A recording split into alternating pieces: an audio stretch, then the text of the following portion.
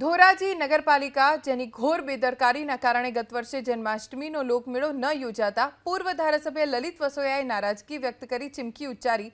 જન્માષ્ટમીના લોકમેળાના ગ્રાઉન્ડ અને શોભાયાત્રાના રૂટનો માર્ગ જ્યાં ખાડાનું તાત્કાલિક સમારકામ નહીં કરવામાં આવે તો આગામી દિવસોમાં પ્રાંત અધિકારીના ઘરે જઈને વિરોધ પ્રદર્શન કરવાની લલિત વસોયાએ ચીમકી ઉચ્ચારી। એટલું જ નહીં, લોકમેળામાંથી કરોડોની કમાણીના રૂપિયા ધોરાજીના વિકાસમાં વાપરવાના બદલે ધારાસભ્ય અને સાંસદ બહારગામમાં ખર્ચે છે તેવો આરોપ લગાવ્યો।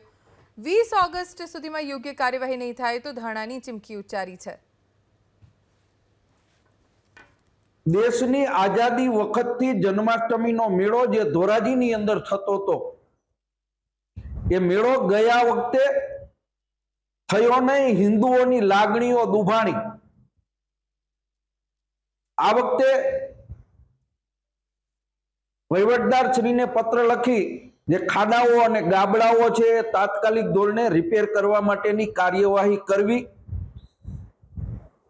ગયા વર્ષ જેવી જો બેદરકારી રાખવામાં આવશે તો આગામી 20 તારીખે ધોરાજીના હિન્દુ પ્રજાને લઈ અને ડેપ્યુટી કલેક્ટર શ્રીના ઘર સામે હું ધરણા અને મોરચો લઈને જવાનો છું।